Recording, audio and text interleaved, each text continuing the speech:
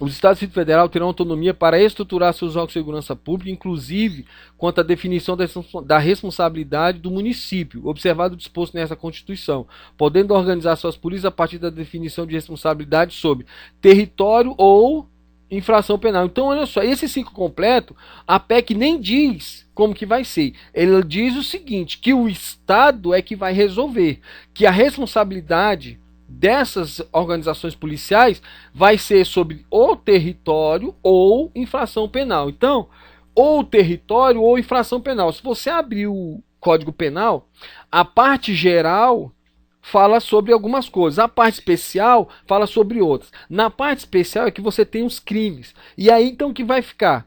Uma polícia vai cuidar do artigo 121 até o artigo tanto e a outra até o outro tanto. Assim, a PEC ela é muito vaga, na verdade. Mas vamos lá. Parágrafo 4º. Conforme o caso, olha só, as polícias estaduais, os corpos de bombeiros e polícias metropolitanas, conforme o caso, as polícias estaduais, os corpos de bombeiros, as polícias metropolitanas e as polícias regionais subordinam-se aos governadores de estado, do Distrito Federal e dos territórios. As polícias municipais e as polícias submunicipais subordinam-se ao prefeito. Gente, o poder executivo brasileiro tem uma ânsia tão grande de poder que na estrutura de segurança pública ele fatiou. O governador, que é o poder executivo estadual, vai ficar com 3 polícias e o poder executivo local, que é o prefeito, vai ficar com 2 polícias. Foi o que eu estou entendendo aqui, ó. Conforme o caso, as polícias estaduais e corpos de bombeiros, as polícias metropolitanas e as polícias regionais subordinam-se aos governadores. Então, 3 polícias, uma estadual geralzona, a metropolitana, provavelmente para as regiões dos conglomerados urbanos, e as polícias regionais, que aí eu não entendi, mas enfim, subordinam-se aos governadores. E aí, governadores do estado, do Distrito Federal e territórios, né, se vier a ser criado algum território. As polícias municipais e as submunicipais, nós estamos criando 5 polícias, subordinam-se ao prefeito do município. Você está vendo que loucura?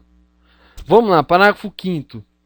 Os corpos de bombeiro, além das atribuições definidas em lei, incumbem a execução da atividade de defesa civil, sem novidade, isso aí já existe, já. O corpo de bombeiro já faz isso. Agora o artigo 144b. O controle externo da atividade policial será exercido paralelamente ao disposto no artigo 129, artigo 129, inciso 7º.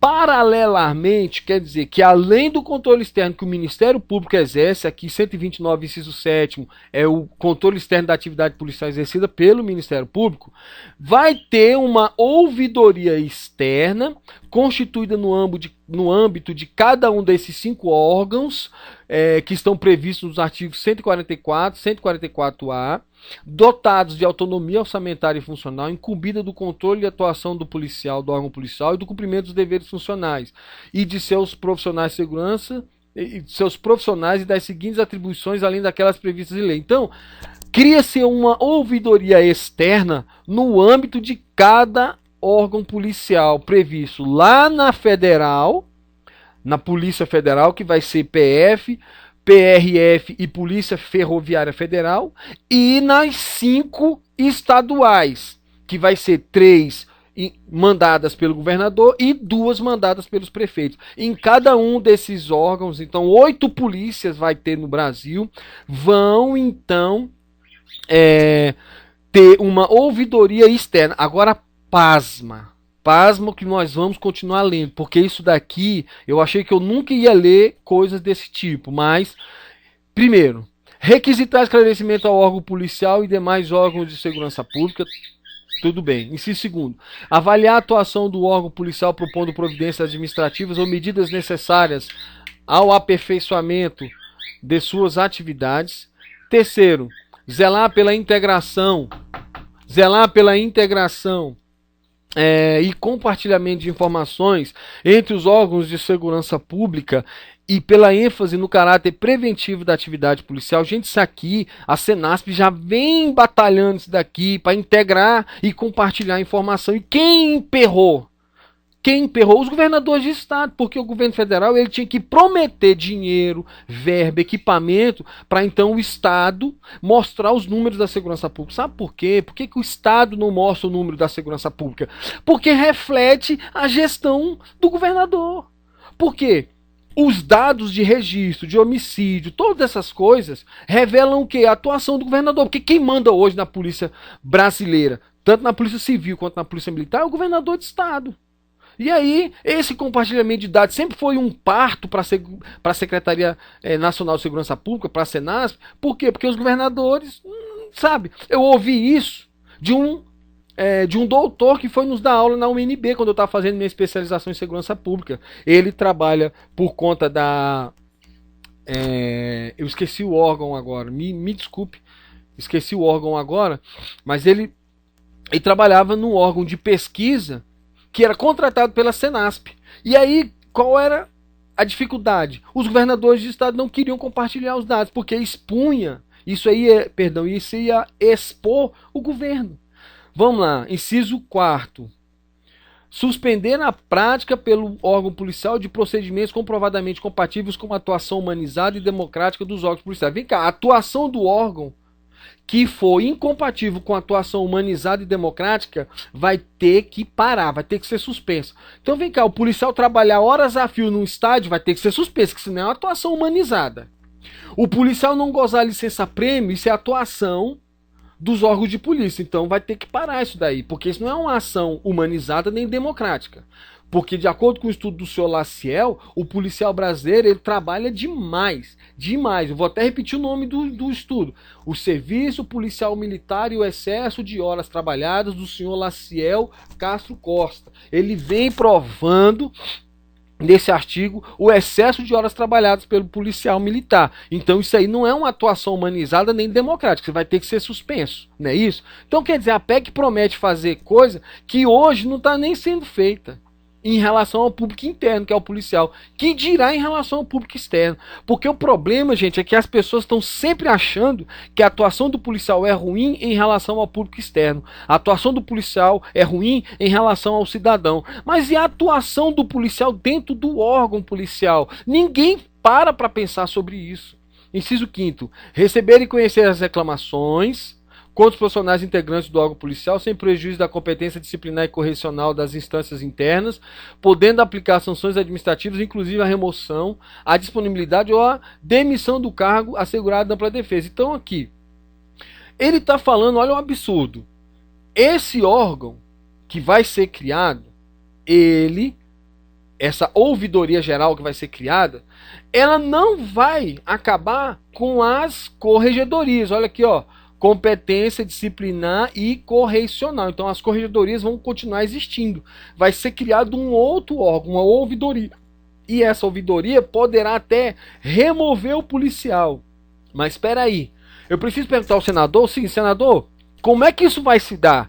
Primeiro o policial vai passar pela correição e pela competência disciplinar e correcional da própria instituição para depois ir para essa ouvidoria, podendo até ser removido, ou não? Ou a ouvidoria vai remover o cara direto? Porque quem manda na instituição não vai ser mais.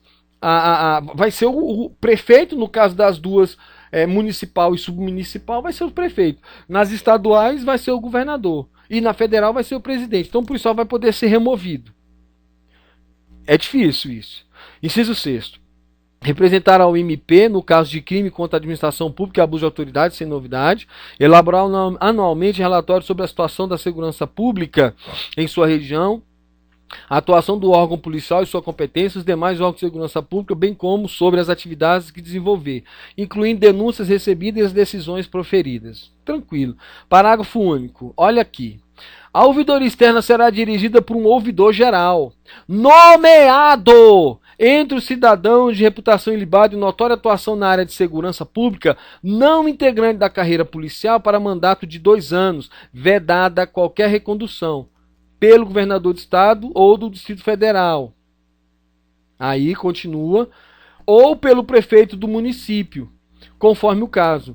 a partir da consulta pública, garantida a participação da sociedade civil, inclusive na apresentação de candidaturas nos termos da lei. Então, gente, um ouvidor externo da polícia.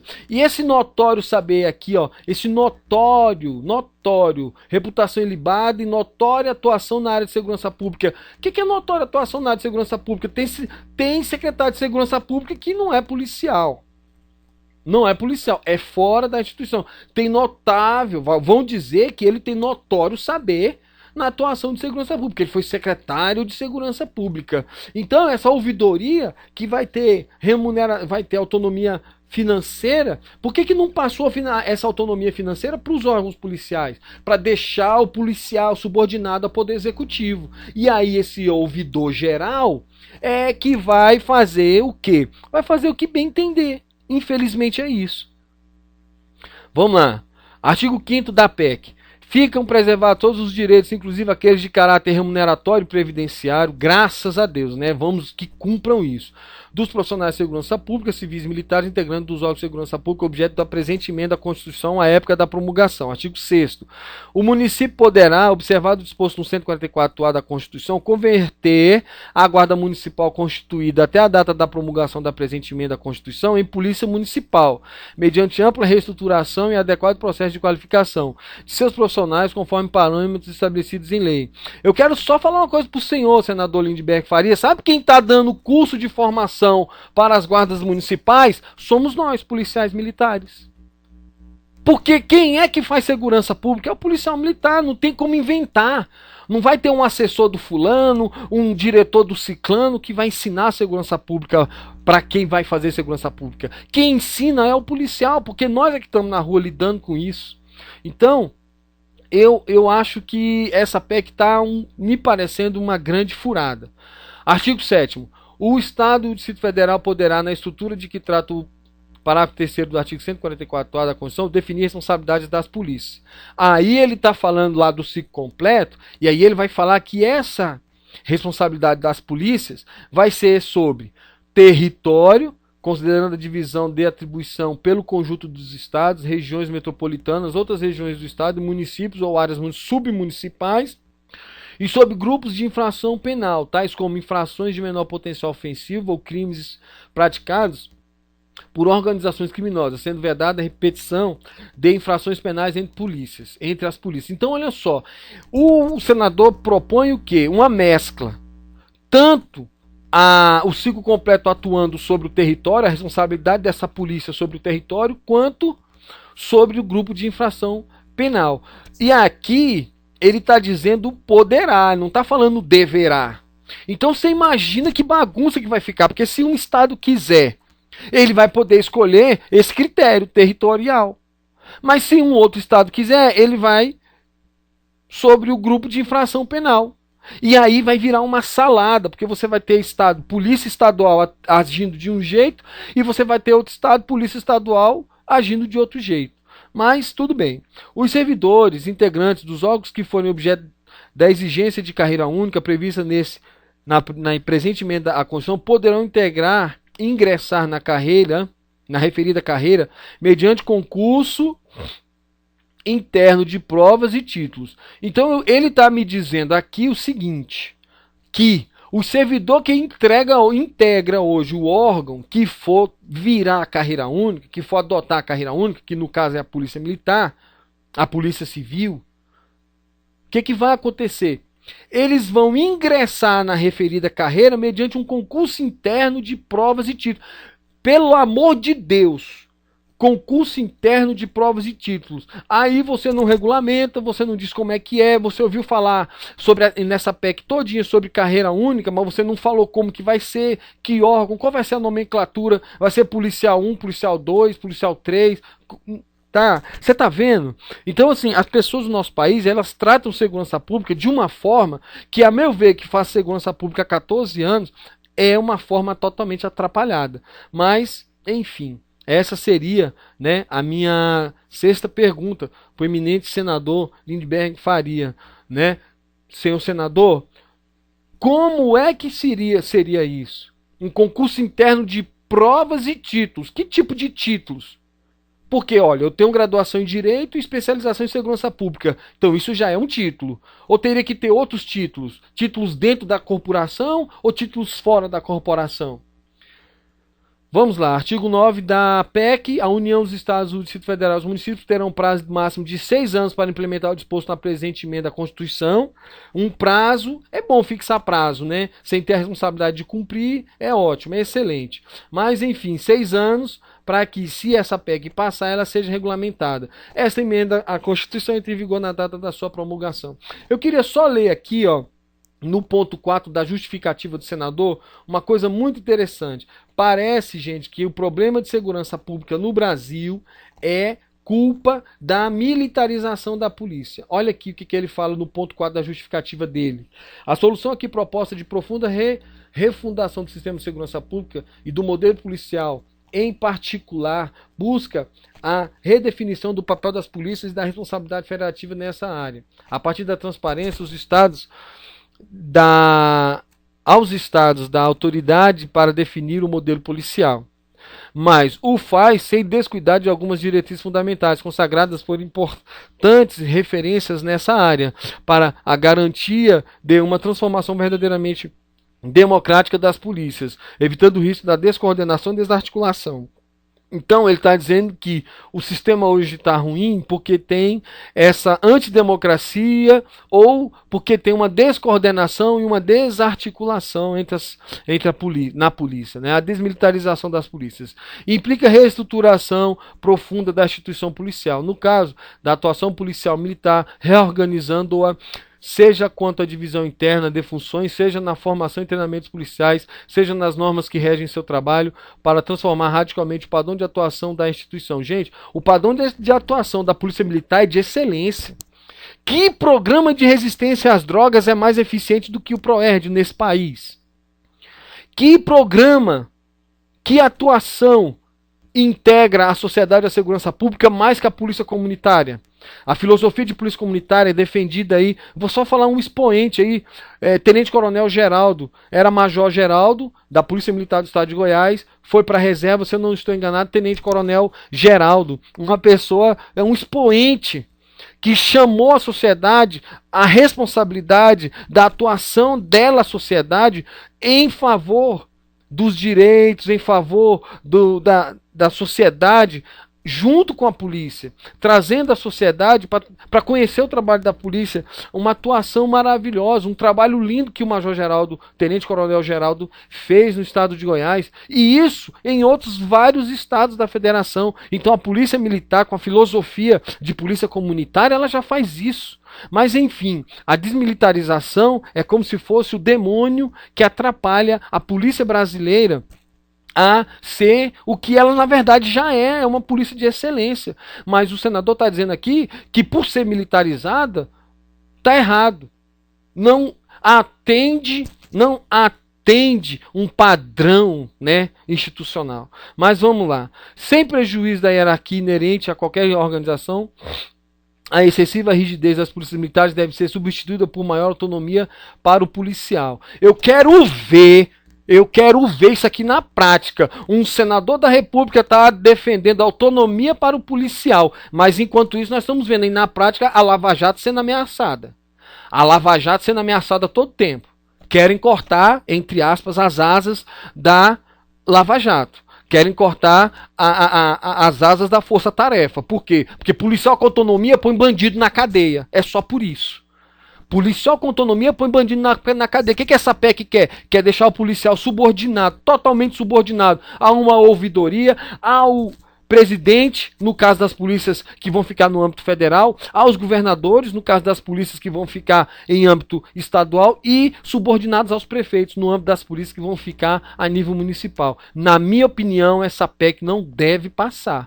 Mas, continuando, o policial deve se relacionar com a sociedade a fim de tornar um microgestor confiável da segurança pública daquele território, responsivo e permeável às demandas do cidadão. Essa transformação evidentemente deve ser acompanhada da valorização desses profissionais, inclusive remuneratória. A única frase, senador Lindbergh Farias, com todo o respeito que eu tenho ao seu mandato e à sua pessoa, a única frase que eu gostei nessa PEC foi valorização dos policiais e a valorização, inclusive, remuneratória. Pessoal, eu paro por aqui.